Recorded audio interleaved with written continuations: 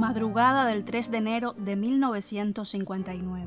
La columna número 8 Ciro Redondo, al mando de Ernesto Che Guevara, toma el control de la fortaleza militar de La Cabaña en La Habana. Para todos nosotros es de gran satisfacción, de gran alegría estar hoy en este lugar, aun cuando físicamente el Che no esté con nosotros. Para mí, llegar a La Cabaña fue la culminación de muchos meses de lucha que cada uno de nosotros vivieron, uno en la Sierra Maestra, en la invasión, en los combates de las villas que dirigió el Che.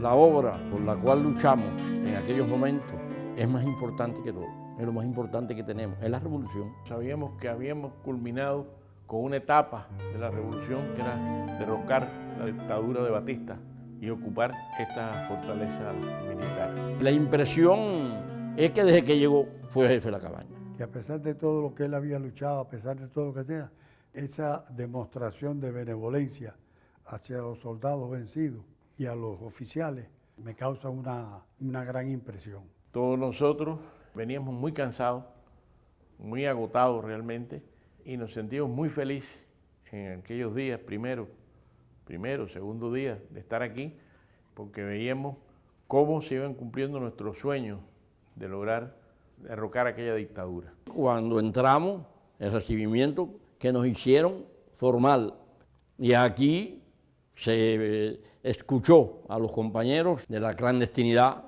del movimiento de lucha clandestina aquí, que ya decían que tenían el poder de la ciudad. Y el Che todo el tiempo, mientras que muchos de nosotros, ante la llegada de Fidel, nos dedicamos a andar en un jeep dando vueltas por La Habana, viendo cómo era la huelga general, paseando, enseñando las greñas, con el armamento, etc. Sencillamente, el Che todo el tiempo estaba trabajando aquí.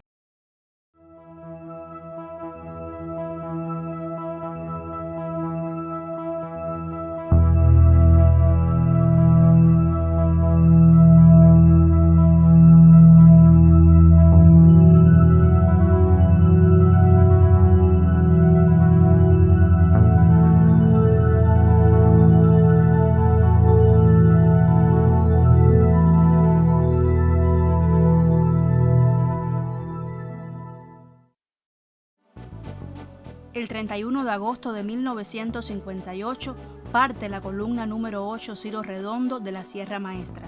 La orden militar firmada por Fidel asigna al comandante Guevara la misión de conducir hasta la provincia de Las Villas una columna rebelde.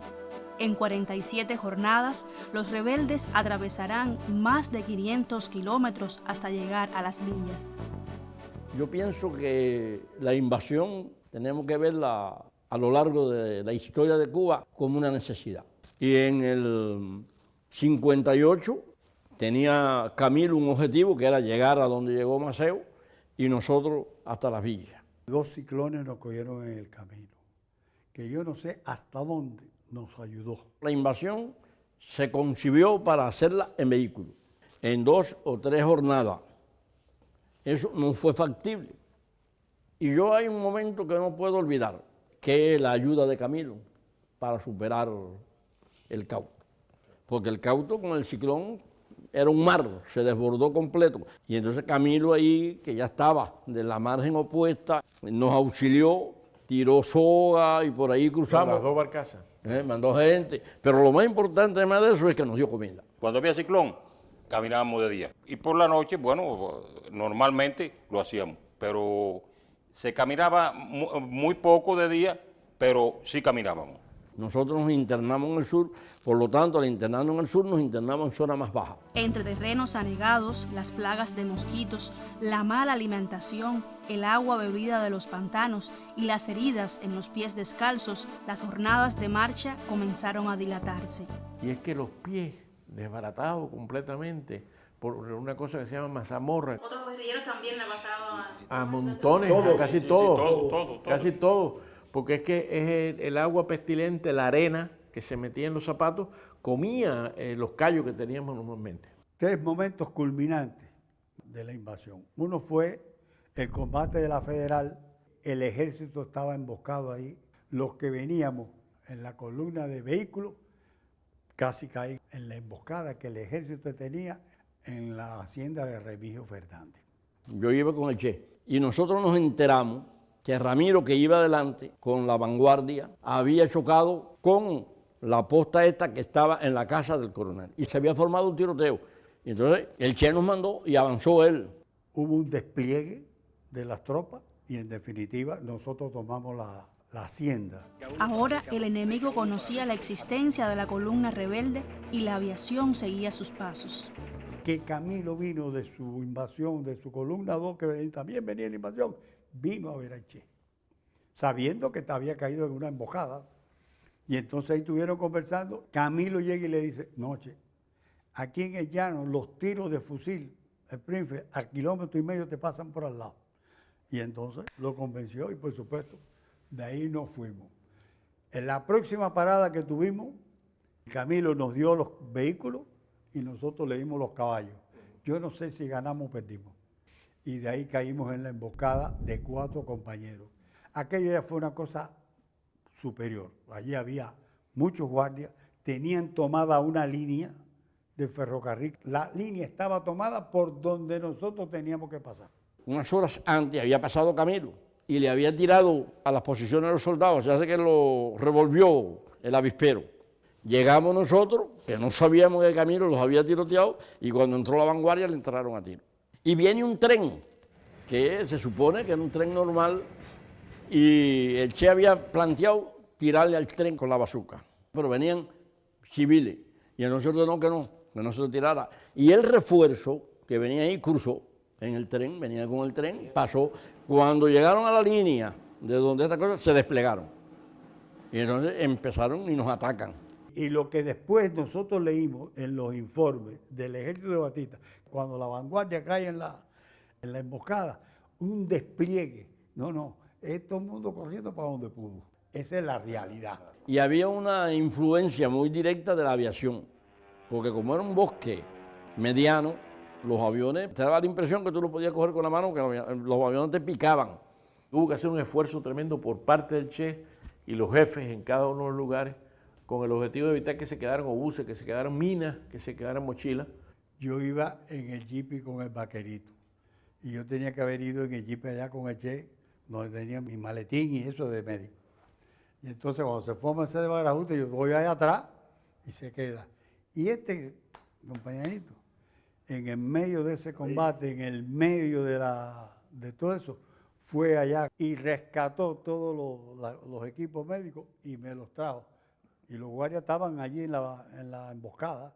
Se dejaron mochilas que tenían documentos en los cuales aparecía todo, las armas que teníamos nosotros, los nombres de todos nosotros. Mi hermano Enrique, que estaba herido en Camagüey curándose, vio que el parte y se asombró, pero cuando se vio él dentro de los muertos también, de lo que decía que el ejército había dicho, esto es mentira, cerca de 30 compañeros no aparecieron en el primer momento.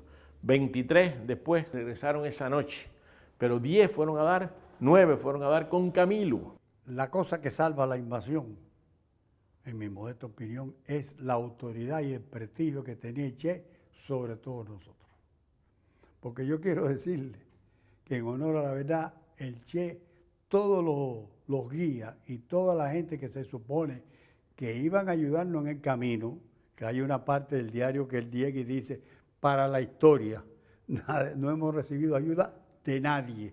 Nosotros teníamos gente con experiencia, Acevedo, los jefes de los pelotones, pero los demás éramos muchachones. Todos éramos muchachones, pero muchachones sin experiencia combativa. Los días más duros de la invasión transcurren para la columna 8, cercada en las inmediaciones del Central Baraguá. Tuvimos 3 días dentro de un monte que podía tener 3 o 4 kilómetros de radio en general, pero que era un monte que ni los animales estaban dentro. El Che nos mandó a que hiciéramos una exploración a 2 kilómetros para encontrar un paso por donde pasar los 140 hombres. Por suerte, vimos un carro de línea que iba o regando más refuerzo, o dándole más balas, o dándole más comida, hasta un punto en el cual había un estero. Y en el estero ese no pusieron los guardias a custodia. Y en ese estero fuimos a parar nosotros explorando. Y cuando llegamos allí, nos encaramamos arriba de la línea, vimos que había un paso y viramos para atrás. Se lo informamos al Che. Y de ahí, al otro día, por la noche, el Che organizó la salida de todos nosotros, quitándonos todas las gangarrias, las lapas, las cosas que brillaran, todas esas cuestiones que eran. Y por ahí, él puso, en una entrevista de O Cruzeiro, creo que fue, o algo así, una cosa que decía, en un parte que le mandó Fidel también lo hablo, él dice que con viso de certeza, él cree que los guardias nos vieron o nos oyeron, pero su baja nivel combativo, su baja moral combativa, le impedía actuar sobre nosotros. Yo me imagino que vieron la bulla aquella de 140 hombres pasando a 500, 200 metros de ellos por aquel lugar, saliendo la luz de la luna, dijeron, nosotros fajarnos con esa gente, y a Chiva. No se fajaron ni Chiva porque eran 4 o 5 tipos los que estarían en la última posta. Y después del triunfo, en una avioneta con el Che, hicimos el recorrido, y de verdad que era una carretera. Los soldados sabían por dónde íbamos nosotros, porque el rastro que dejábamos, los 200 gente esas, los 100 y pico, que por donde pasábamos, dejaba una huella Empujado. que se veía del cielo se veía con una claridad. Se puso la cosa buena cuando a partir ya llegando a las villas, llegaron los 3 compañeros mandados por Bordón que conocían el camino, pero además unido a esto, el Partido Socialista Popular ayudó también con comida, con zapatos. A partir del momento que vinieron esos 3 compañeros, ya nosotros íbamos en línea recta y además teníamos comida. Porque es bueno destacar que en los 47 días se comió algo en 20 días, 21 días. Cuando digo algo, digo eso de gofio. Hubo días que no. Y cuando la situación era más tensa, la visión de una mancha azul hacia el occidente, el macizo montañoso del Escambray, infundió un nuevo espíritu a los guerrilleros. Para nosotros fue el despertar de nuestra invasión. De una tiniebla. Sí. El despertar de una tiniebla. Sí, el despertar de una tiniebla, correcto. De esa tiniebla que habíamos enfocado desde que salimos del Jíbaro. Teníamos la alegría de haber alcanzado el cielo por asalto. Habíamos logrado llegar a nuestro objetivo, el Escambray. Pero además de eso había una incertidumbre. Al pasar el Jatibonico y después aunque tuvimos que pasar el Sasa, que era grande, pero había otra situación y los 10 o 12 días que pasamos allí, antes de pasar la carretera de Trinidad y llegar a las faldas de allí, pero lo primero que pasó después de la planta Cantú, esa al lado de la Loma del Obispo, que tomamos leche, fue esa noche, acampamos y dormimos por fin de noche, compadre, teníamos un sueño de en el meandro, donde recibimos el documento de carrera diciendo que debíamos abandonar el territorio porque ese era territorio de él. Te podrás imaginar, cuando el Che leyó eso, lo primero que hizo fue levantó la vanguardia y le tomamos el campamento a Carrera.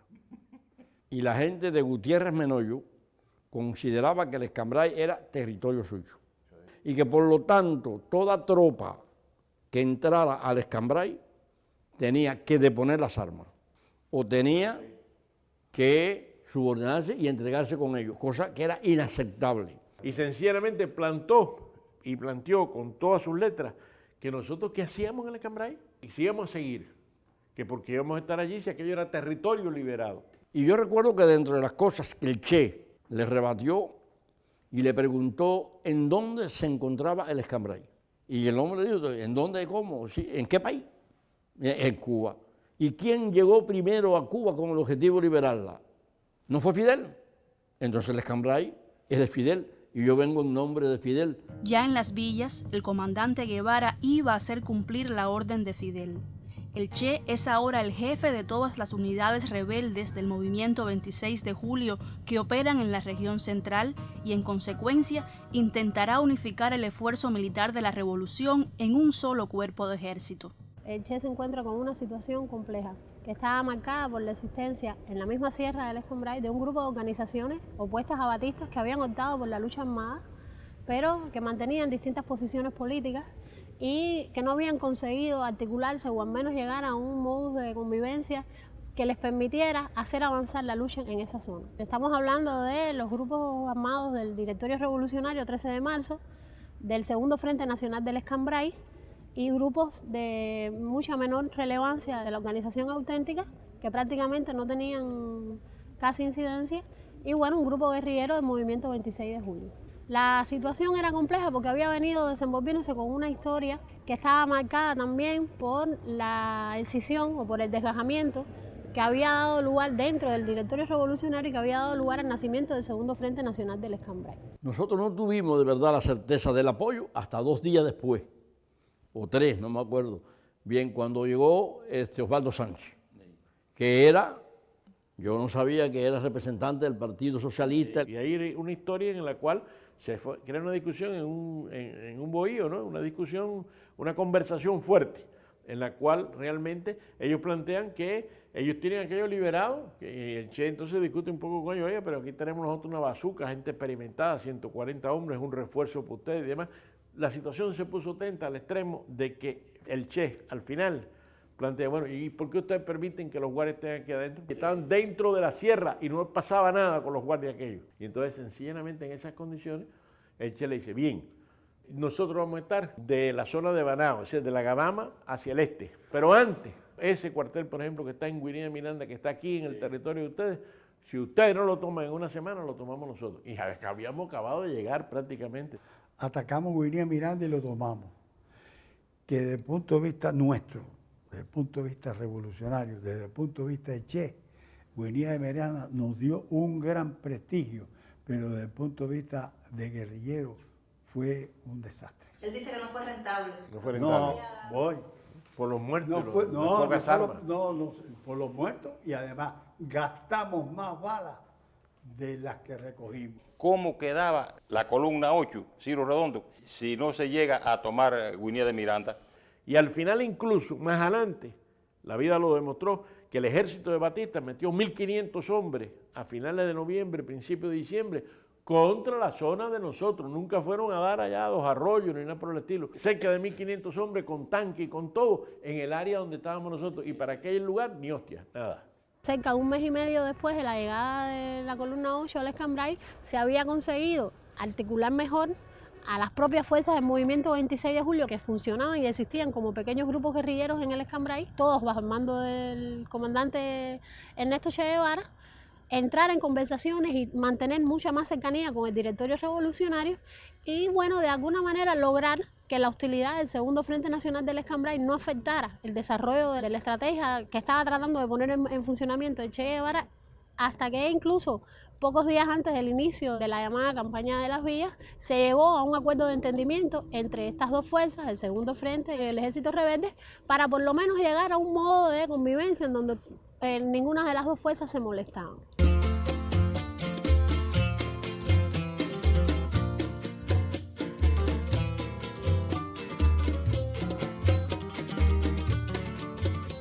Una de las cosas que el Che tenía era que de la sierra él creaba la logística donde quiera que vamos a entender esto como la armería, hospitales, talabartería, los almacenes, la planta de radio. Para mí era un hombre mayor cuando yo lo vi y entonces yo fui a llevarle un dinero realmente. Me mandan por la dirección provincial a llevarle un dinero al Che. Lo llevé aquí en esta parte de aquí porque cualquiera te podía asaltar, eran 50.000 pesos que llevé a la sierra porque ahí no había nada. Y además yo no podían coger nada de los campesinos, tenían que comprarlo todo. Bueno, en fin, cuando llegué en la noche, después de 2 días por la sierra, para llegar desde Santo Espíritu hasta el Pedrero, que fue donde lo vi, él estaba sentado ahí, y Marta Luis Yoyo, que fue conmigo, me dice, ¿y qué te parece? Y yo le dije, pues a mí me parece que cuando te está mirando, te está viendo hasta lo que tú estás pensando, pero con un respeto absoluto. Yo le decía, usted y Che, para nada, ni comandante siquiera, así. porque yo lo que no quería que me sacara de la tropa, ya que estaba ahí, que me iba a quedar. Él estaba aplicando la reforma agraria, porque hay muchas cosas que de Che, la capacidad organizativa que tenía en el corto tiempo que estuvo ahí, empezó a aplicar la reforma agraria.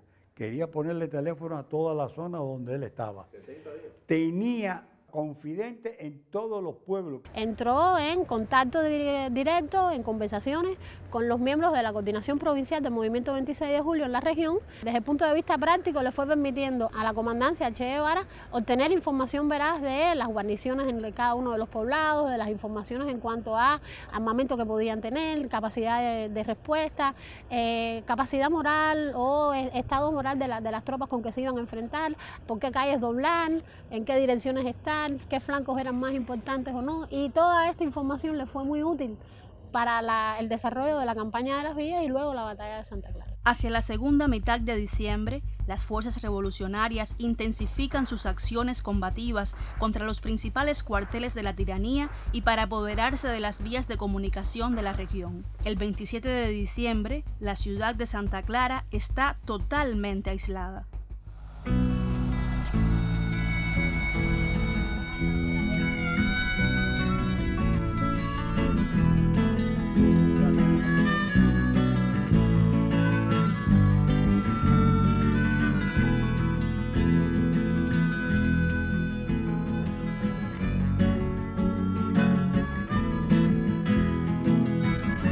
Realmente la moral era muy alta y con un gran armamento, más el apoyo del directorio, es que se da inicio aquí a la lucha. Había otros elementos en el Teatro General de Operaciones del país que presionaban a tratar de hacer una campaña lo más rápida posible. Yo hablé con el Che y le pregunté, bueno, después de tantos poblados tomados, ¿y ahora qué nos toca? Dice, vamos para Santa Clara.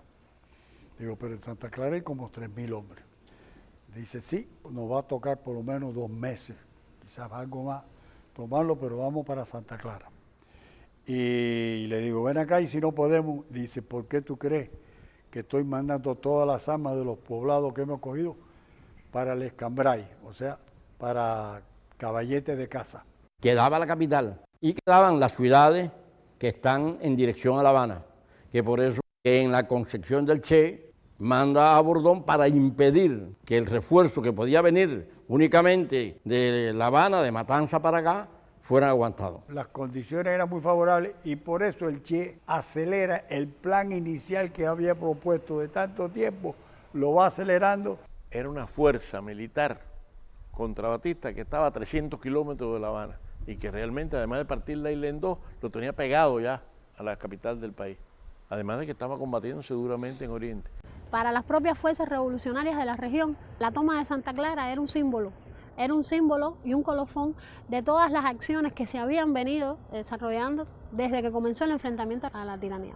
Recordemos que la región de Las Villas, la provincia de Las Villas, fue el lugar donde sucedieron los sucesos del 5 de septiembre, el levantamiento de la ciudad que terminó en una masacre. Y fue también la región en donde tuvo lugar la toma de una ciudad, la ciudad de Sagua, durante la huelga del 9 de abril por unas horas. Y todas estas eran acciones que se mantenían en la memoria muy fresca de los pobladores de la región, pero también, sobre todo, de los luchadores que lo veían como una deuda incumplida. 5 días de intensas jornadas de combate tuvieron como escenario a esta ciudad. El resultado final, la victoria de las fuerzas al mando de Ernesto Che Guevara. Con ello, cumplía la misión militar encomendada por Fidel en agosto de 1958.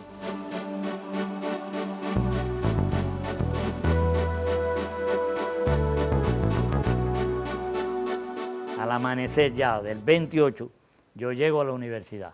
Ahí me encuentro con Rogelio Acevedo, que el Che me había dicho que me iba a encontrar con él ahí. Y estando aquí, me dio la misión entonces ya de entrar en Santa Clara junto con la vanguardia a pie por la carretera de Camajuaní. Yo seguir la carretera, salir a la línea del tren y levantar la línea con el objetivo de carrilar el tren. Y hay un momento en que se siente un tiroteo. Él manda a verificar qué era lo que había ocurrido. Y contacto con Acevedo, le informo al Che y él me ordena que me quede en Obras Públicas. De la universidad veníamos a pie, caminando nosotros, por el lado derecho un pelotón, el nuestro, y por el lado izquierdo La Vanguardia. Se establece un combate ahí.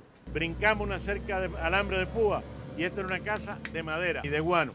Entonces metimos aquí, desde aquí disparábamos contra la tanqueta un poco a la derecha. Después la tanqueta siguió caminando un poco y llegó frente a nosotros. Y al vernos aquí, empezó a tirar con todos los hierros, toda esta casa volaba en los pedazos y sencillamente aquí se ven los tiros. Por ejemplo, estos que están aquí son tiros, estos que están aquí son tiros. Y fuimos a dar al fondo que había un basurero y ahí en el basurero tiramos contra la tanqueta y la tanqueta se retiró. Al retirarse la tanqueta avanzamos otra vez hasta aquí y desde aquí pusimos la emboscada. Vino la aviación como a la hora, bombardeó ambos extremos de la carretera como le dio la gana. Yo mandé a recoger los heridos, se los mandé para la universidad con mi hermano Enrique. Aquí mismo vino el Che después a decirnos qué había pasado y qué misión teníamos que cumplir. El Che manda que nos detuviéramos ahí, todos los pelotones, porque había que explorar y ver qué situación había para seguir. Y después que le conté todo, me dijo, bien, mantente aquí hasta el anochecer. Al anochecer entra dentro de Santa Clara. Y me vuelve a ratificar que yo siga para la línea, pero que no fuera por toda la carretera, que me desviara un poquito por si había alguna emboscada de más. En este lugar concretamente, que fue el primer lugar donde se derramó sangre de la columna, Aníbal, Ramiro, Miguel, Israel Santos y Antonio Pérez González, que era del pelotón de La Vanguardia. Las fuerzas batistianas ocuparon los edificios más sólidos y estratégicos de la ciudad de Santa Clara. Los hombres del Che penetraron en la urbe para darles batalla hasta rendirlos.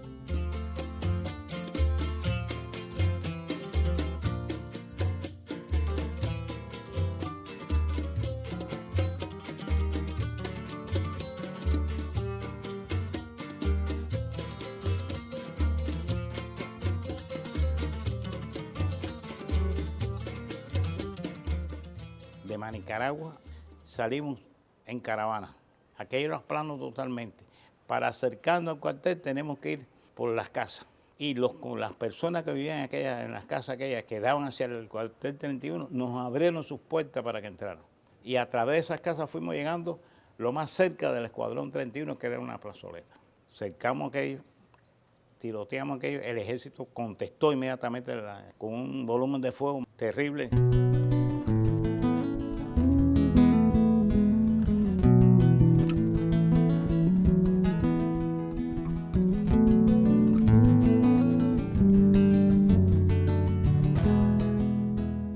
Después que nos encontramos con Acevedo e informa lo que hay, mandamos un compañero a que se lo explicara al Che y él ordenó que nos quedáramos aquí. Por la tarde llega el Che, Aleida y Parrita. Entran, revisan la ubicación de los soldados, más o menos dio algunas indicaciones de dónde situar las postas. Nosotros vamos por la carretera, saliendo del campamento realmente, el que era en lo que es ahora el partido en este momento en Santa Clara. Íbamos y yo llevaba mi libretica, ¿no? Yo estaba fungiendo un poco como secretaria, en ese caso también. Y entonces fue cuando me dijo que apuntara a Caterpillar, que yo puse Cater, palas y pilas, pero con una osadía tremenda. Dice, ¡ay, pedagoga! Yo era pedagoga.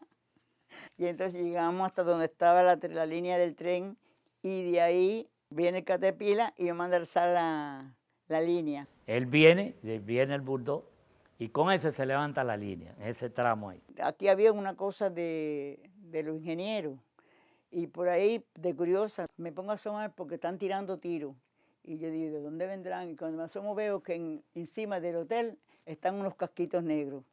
Y yo digo, mire dónde están los francotiradores. Hay un señor que de curioso se pone a ver levantar la línea y le dan una herida por el vientre. Se lo llevan. ¿Qué hace el muchacho que era un civil? En el Caterpillar se baja con miedo también. Y entonces él manda a Roberto, un compañero del pelotón suicida, que es quien levanta realmente la línea.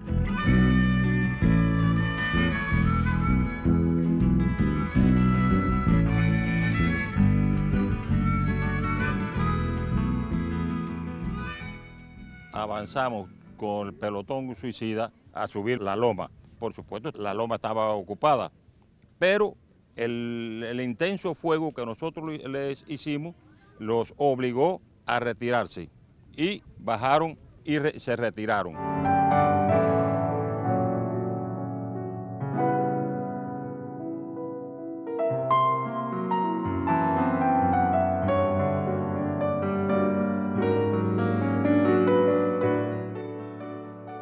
no sé cómo el Che se enteró de que los guardias bajaban de la loma del Capiro y se montan aquí. Yo tengo la impresión de que las tropas que estaban en la loma del Capiro, que son las de tren, dijeron nos vamos a quedar aislados aquí en esta loma y por lo tanto ellos bajan al tren donde tenían municiones, comida, habituallamiento en general.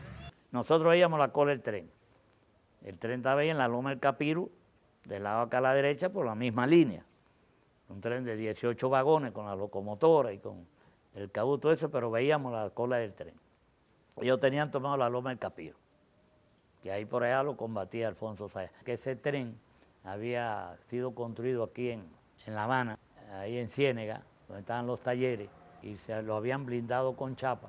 Le plantearon que ellos iban a reparar algunos puentecitos que habían roto por ahí, que no habían reverde, pero ya el puente Falcón estaba tumbado. Y el Che nos dio instrucciones de que aquí en la línea de ferrocarril, en aquel edificio que está allí, pusiéramos una escuadra con una ametralladora y que siguiera hasta la estación de policía.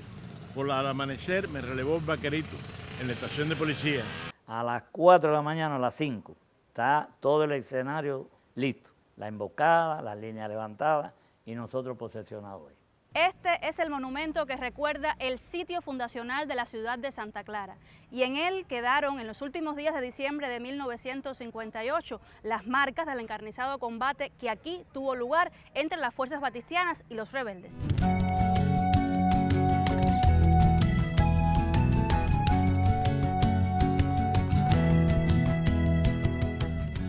Nosotros distribuimos todos los lugares posibles que nosotros podíamos hacer blanco a la estación de policía. La unidad tenía 250 policías. El jefe de esta unidad era el coronel Cornelio Rojas. Por supuesto, un asesino connotado de la guerra revolucionaria. Toda la unidad de policía, todo alrededor, eran aspilleras, por donde los soldados, los policías, tiraban. Aquí tuvimos la mala suerte de que la policía peleó duramente. Tenían ahí en la puerta principal una plancha gorda, gruesa, que no dejaba que los tiros pasaran para el interior de la unidad. Nosotros comenzamos aquí enfrente a abrir huecos en las paredes, pero lógico, era del lado allá, no aquí, abriendo huecos para no venir por la calle, y después pasamos abriendo huecos también a estas casas hasta llegar el vaquerito y yo y nos situamos en la azotea de ese edificio de 2 plantas. Sobre la 1 de la tarde, el Che, que daba vuelta constantemente por ahí, me dice, Guile, vamos a avanzar, vamos a entrar a la ciudad a ver los puntos donde estaban. Yo dejo todo el resto del pelotón ahí, al mando de Roberto Espinosa, que era mi segundo, y entramos por la calle esa Independencia que tú ves. Cuando nosotros íbamos por ahí, viene una tanqueta y se produce un encuentro con la tanqueta.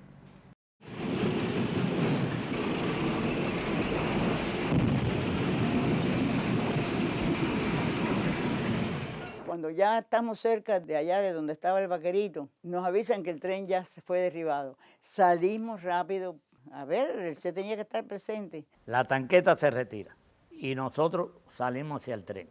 El Che se sube, porque ese cañón que está allí se descarrila en ese vagón y queda en una posición un poco lateral. Él se sube ahí. Entonces llegamos nosotros en ese momento, pero antes de llegar, la máquina está derribada y entonces él, ponte ahí, en aquel momento, con toda aquella cosa, y me toma una fotografía frente al tren. Y yo veo así con una cara así de muerta, porque si nosotros no comíamos no hacíamos nada. Entonces le dice él, para cuando se haga la historia, tú puedes decir que tomaste el tren. Ya, hasta ahí tenía humor todavía para hablar de esas cosas. Y yo paso entre los 2 vagones por las muelas para el lado de allá. Y paso a la posición que tenía la gente nuestra. Ahí empezamos a combatir. Ya sobre las 4:30, a las 5 por ahí, yo le propongo tregua. Se baja un sargento con una Thompson y yo voy caminando y me dice, ríndanse. Digo, no, aquí el que se tiene que rendir son ustedes. Y yo vengo a hablar con su jefe, ¿dónde está? Y entonces cuando veo que del tren, el comandante venía saliendo, yo me encamino hacia allá. Cuando llego, empezamos a conversar, me presento.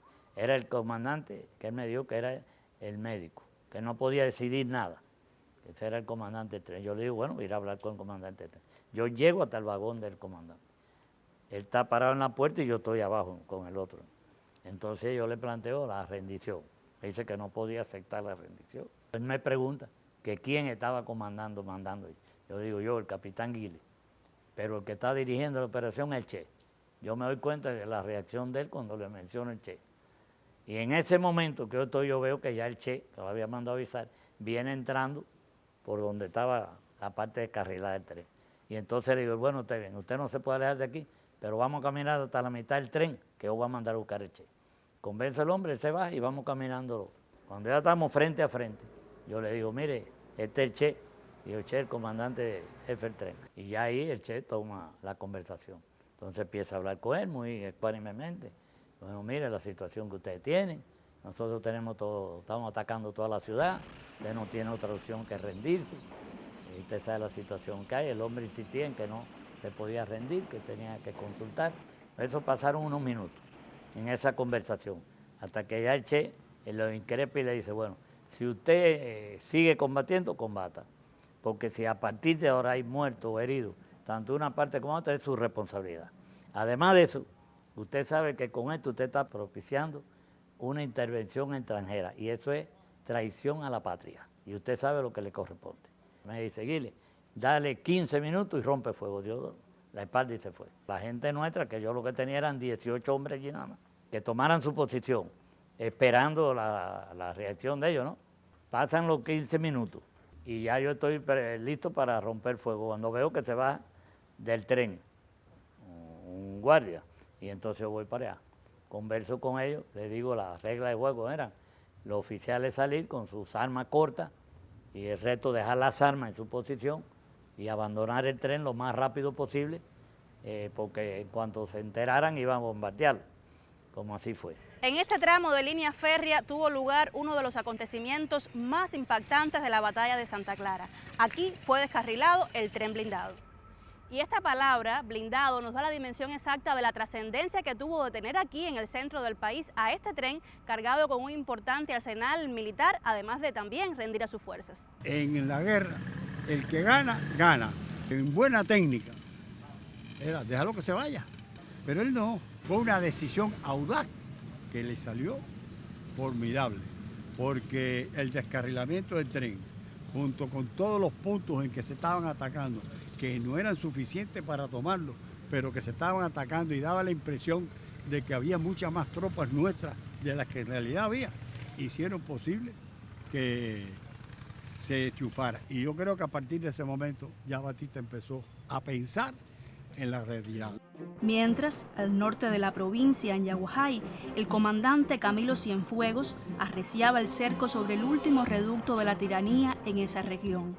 Camilo y el Che continuamente se estaban visitando. Yo recuerdo 3 viajes, estando aquí, que fuimos a ver a Camilo, a llevarle bazooka, a llevarle proyectiles, porque el jefe de Yaguajay, Abdul Lee, estuvo ahí peleando hasta última hora sin que se rindiera. Cuando Camilo estrenó su famoso Dragón, el Che estaba y yo estaba ahí también. Él hizo el tanque para ir hasta el cuartel como si fuera un tanque de guerra, pero era una cosa que hizo con bulldozer, con cosas, le llamó el Dragón. Y ya el día 29, por la noche, me manda a buscar a alguien, no sé qué fue, Nieve, y me dice que el chino Figueredo está con un cañón 71 milímetros y una ametralladora 30.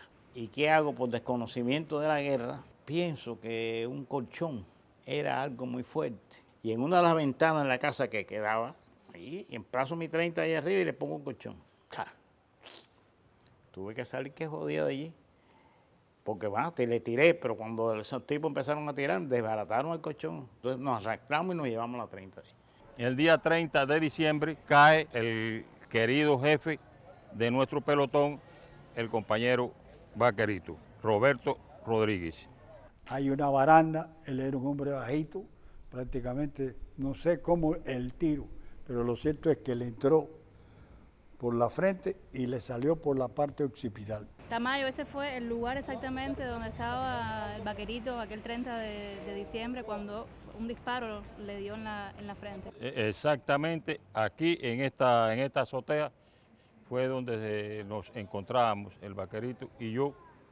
En ese momento, ¿qué sintió? Imagínate, para mí era quitarme lo que yo nunca tuve, un hermano. Quitarme una persona que me decía, Tamayito, cuando lleguemos a La Habana. Entonces, e inclusive te diré que esa distancia que yo he tenido de no venir a este lugar es precisamente por el aprecio, el cariño que yo sentía por el vaquerito. Después de aquel trágico día, ¿es la primera vez en que usted vuelve a este lugar de nuevo? Aquí en la azotea, sí, por primera vez. ¿Y fue usted, Tamayito, quien bajó las escaleras cargando al vaquerito? Cargando al vaquerito. Sí, tuvimos que bajar el pequeño capitán valiente, como escribió el Che de San Luis, al vaquerito. Fue para allá, para donde estaba vaquerito, y se subió allá arriba otra vez también. Yo dije, madre mía, ¿qué cosa va a hacer este hombre? Pero yo me quedé abajo esperando cualquier cosa. Sí, el Che estuvo ahí con Villegas y me dijo que me hiciera cargo del pelotón.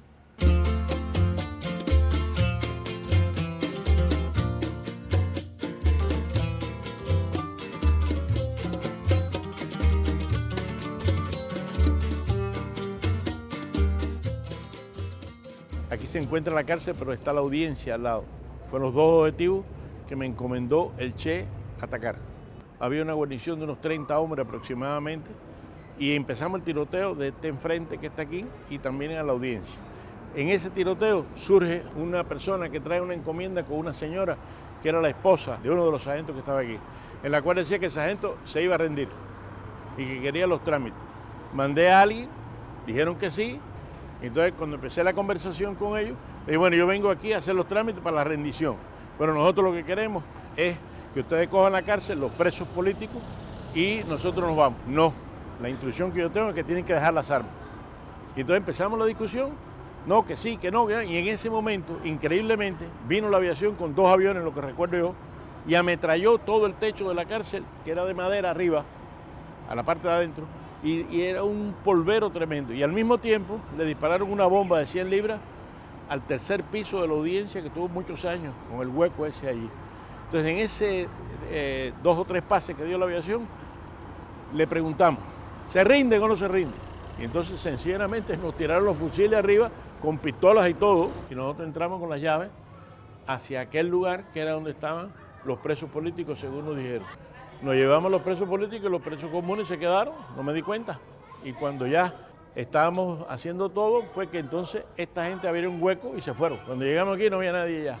Y la razón por la cual tiró la aviación aquí no tiene lógica ninguna, a menos que creyeran que esto estaba ya dominado por nosotros o se equivocaron los pilotos, una de dos. Por ahí, por los muros de la iglesia, teníamos hombres, teníamos en esta calle que está baja aquí, teníamos en la otra calle que está allá abajo. O sea, que teníamos totalmente rodeada la estación de policía y lo combinamos a la rendición. Lo deseaban ya rendirse. Recuerdo también que desde el Leoncio Vidal la cantidad de morteros que nos cayeron aquí, cerca aquí en la calle, fue también muy desagradable para nosotros. Fue totalmente un éxito para el ejército rebelde y para nuestro pelotón, tomar entre 30 y pico de hombres, tomar 250 policías que estaban ahí, entre ellos oficiales y el coronel Cornelio Rojas.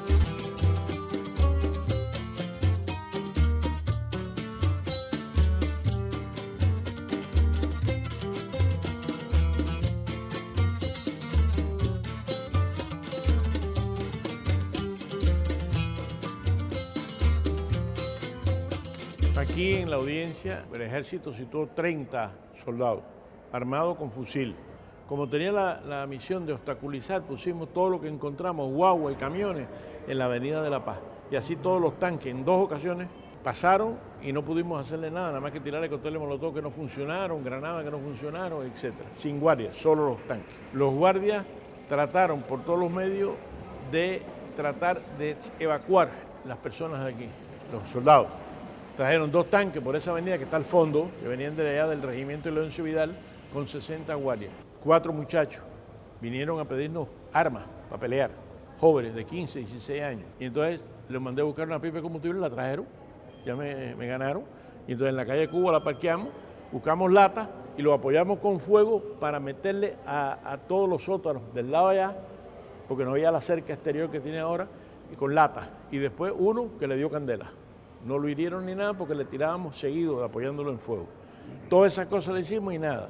Las paredes son muy grandes, incluso la gasolina que le echábamos no quemaba las paredes, quemaría tal vez los archivos. Además le habíamos cortado el agua, le habíamos cortado la electricidad, pero después, cuando entramos aquí, nos dimos cuenta que eso que está ahí en el patio, en el piso, es una piscina de agua cisterna. Lo que tenían de agua era para estar tomando agua hasta ahora. Pues había agua como loco ahí para leer.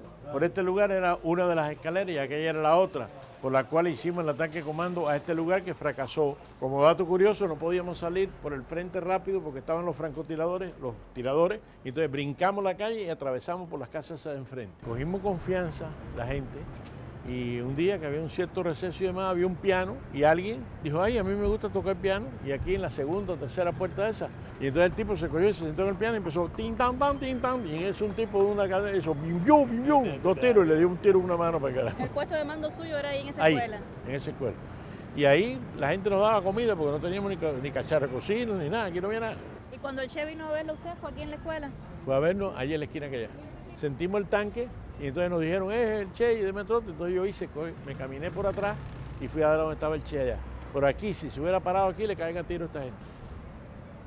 ¿Y se apareció el Che en un tanque? El Che con este salado y con un guardia viejo manejando, y Aleida venía también y otro más, no recuerdo quién, y este venía a pie al lado de ellos. ¿Usted nunca imaginó que en un tanque enemigo iba a venir el Che dentro? Por la retaguardia además, pero ves que es un muro alto, entonces ese muro nos servía para tirar desde adentro y para dormir ahí pegado al muro. Sí, ahí no nos cogía bala.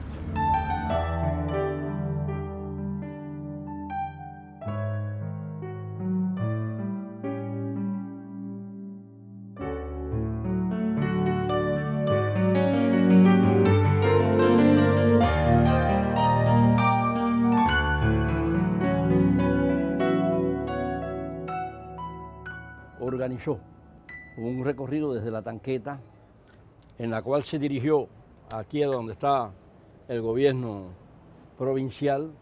Ahí se encontraba Alfonso Saya con su pelotón, le puntualizó algunas misiones. Por aquí había un cine, este flanco que está aquí en la esquina aquí, que creo que se llama La Caridad. En ese cine, en uno de los pisos, en el piso primero, montó una ametralladora 30 con Hermes Peña, que era parte de su escolta, y le dio indicaciones de batir los puntos de donde se tiraran en el Clori y de batir los puntos de donde hubiera fuego también en el gobierno provincial. Trajo una escuadra, un pelotón, dirigido por Alberto Fernández, al cual le dio la misión de ocupar este edificio en el que nos encontramos ahora. Se comenzó a desarrollar un combate piso por piso. Y cuando el Che me pregunta cuándo se acaba la audiencia, yo realmente por dentro dije, esto no tengo tiempo. Y pensé que el argentino me iba a presionar. Me quedé así y entonces me dijo, no te preocupes, tómalo con calma, que esta gente no tiene remedio, se rendirán de todas maneras. Ya más o menos a medianoche decidió no continuar tomando piso y aguantar y mantener esas posiciones que ya habíamos recuperado internamente del hotel. Y a medianoche nos acostamos. El edificio ahí abajo tiene un cine al flanco derecho y ahí en las butacas nos acostamos. Cuando por la mañana temprano lo despiertan con la noticia de que Batista se había ido. Al amanecer, a las 6, noticias de la radio, de un carro que estaba, de que se había ido Batista, música, himno nacional, etc.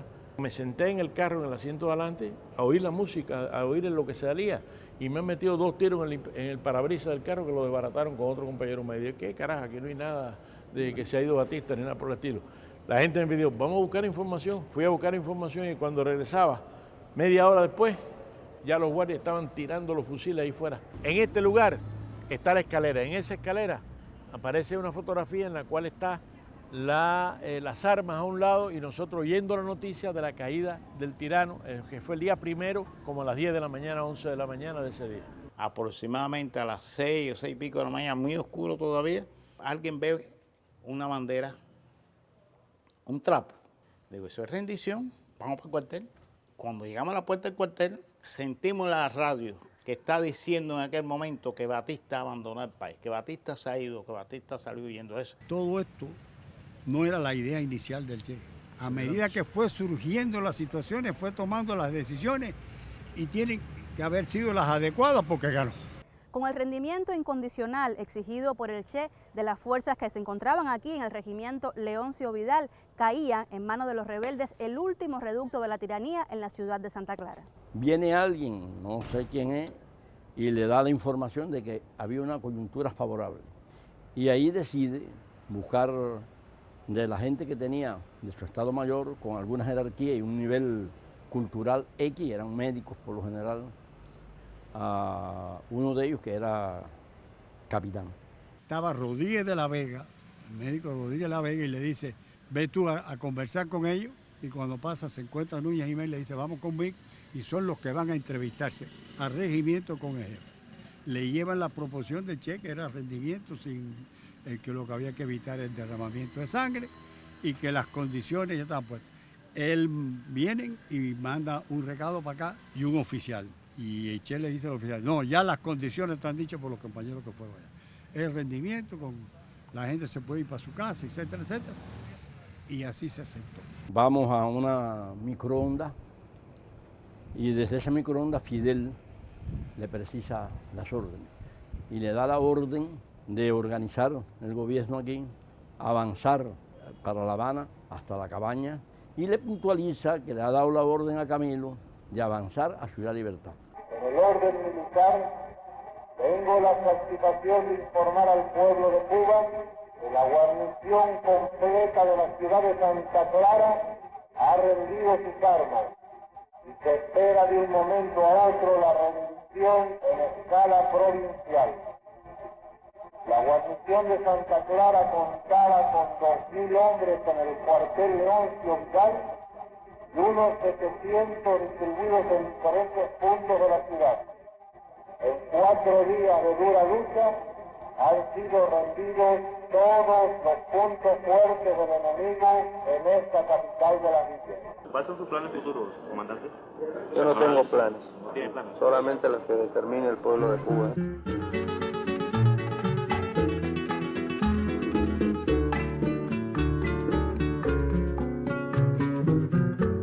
Vienes quemando la brisa con soles de primavera para plantar la bandera con la luz de tu sonrisa. Aquí se queda la clara, la entrañable transparencia de tu querida presencia, comandante Che Guevara.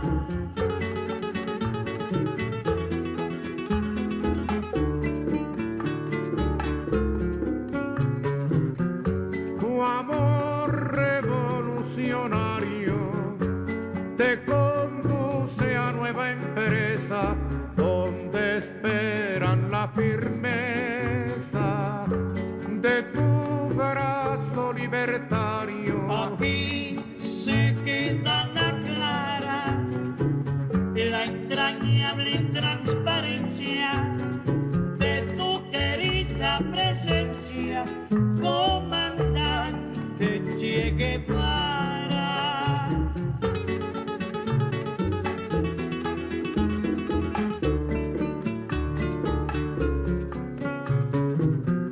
Seguiremos adelante, como junto a ti seguimos, y con Fidel te decimos, hasta siempre, comandante. Aquí se queda la clara, la entrañable transparencia de tu querida presencia, comandante Che Guevara.